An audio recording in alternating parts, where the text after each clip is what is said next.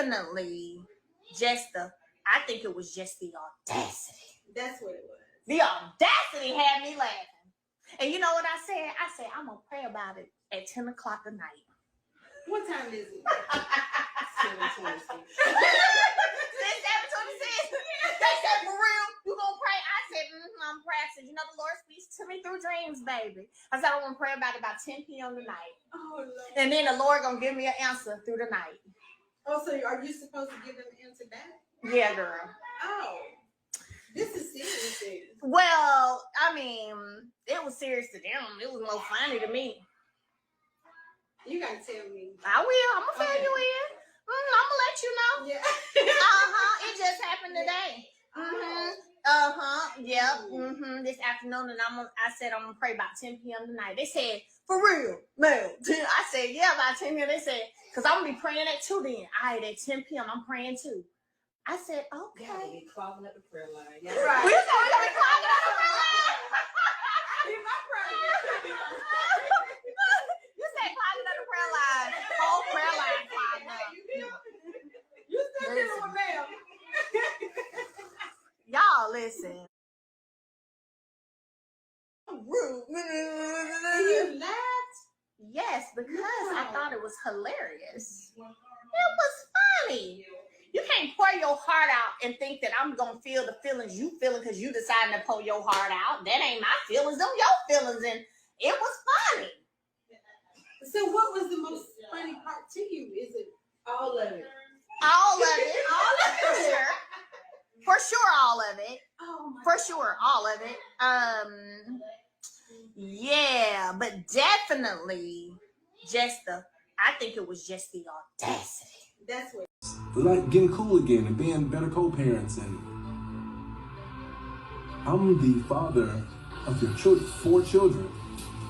So it's like we should always be in a good place, especially that I'm not being negative, I'm not bringing you down, I'm not saying hurtful things, I'm not being spiteful. It's like, why would you not? I'm not doing nothing wrong, is what I'm saying. Now us. Martel, you're not doing nothing wrong at this moment, at this time, but you have done. And Melody Shari has not forgotten that.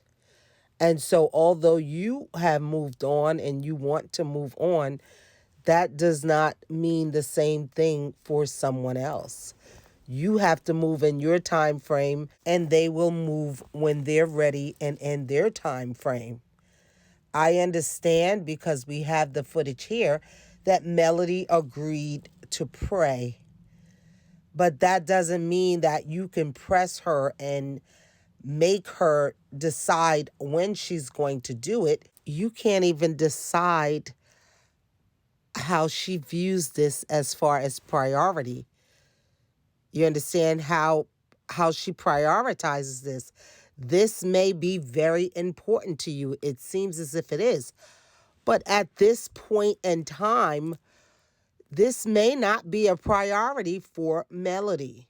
Asking me about this prayer, I am not here to talk about that or us. Now, I agreed to do it, but only to this event to celebrate Kimmy and all that she's going through and overcoming. And you're pressing me about this prayer. I am not here to talk about that or us. Now, I agreed to do it, but only to... Martel, your timing was off. It was not the appropriate time or place to discuss anything concerning your relationship with your ex-wife as far as it involves praying. Okay, it was a situation for somebody else.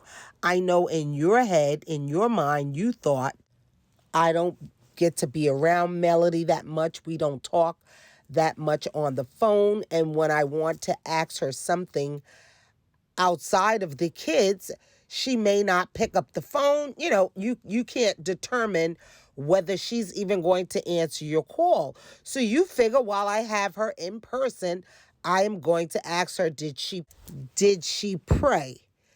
Please understand that Melody Shari is not obligated to you. I'm sure you know that. I'm sure you know that Melody Shari does not owe you even a prayer. she doesn't owe you anything that concerns you. So now, if she finds it in her heart to render a prayer for you all to be better co-parents, I think it's magnificent. And I think she should, but that's her decision. That's her decision. Because in Melody's head, she's saying your family was not important to you when you had it. When you were home with your family, you chose to have extracurriculum things going on that trumped the importance of you spending time rearing, being a father, being a husband. And so now you want me to prioritize your request for us to pray so that myself, being Melody Shari, and you, Martel Holt, would be better parents to our kids. No, brother, I understand your perspective, but that doesn't mean that someone else shares thought process. Right now, this is a priority for you. You want this. You're the type of person, as we all know, Martel Holt. If somebody says they're going to do something, you want them to do it on your time frame. Like right now, let's do this. This is important to me. Melody Shari is saying, I got this. I'm parenting. I'm good over here.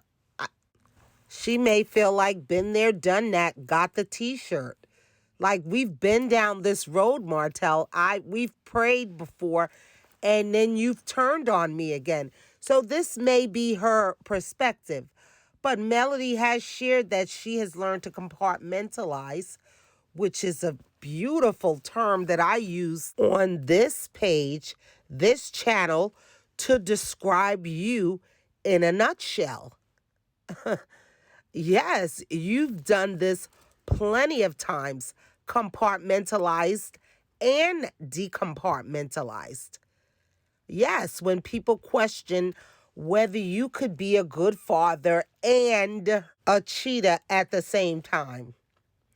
Men and women think totally different.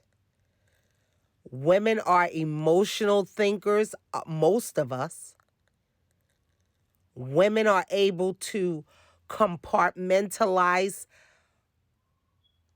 decompartmentalize. Most of us are able to multitask and get several things done at one time, when that's not the way most men operate. Most men operate, they are doing, okay, for Martel Holt, for instance, when he was home, he was home. That's when he was home with his family, he was a father, he was a husband. The thing he had with Ariane was put to the back burner. It was put in another compartment. His focus was at the house, on his family. That's why you would hear Melody say they did not miss a beat. They were still dating. They were still, doing things couples do. They were still whining and dining each other.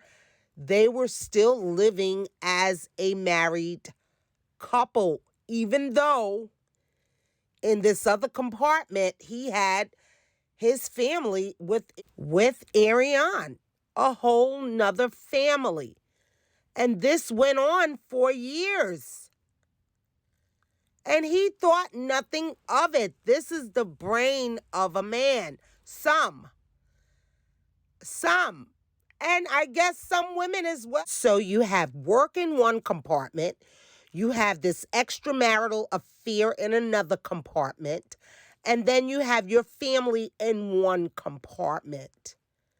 Most people could not deal with the stress of it all. But some can.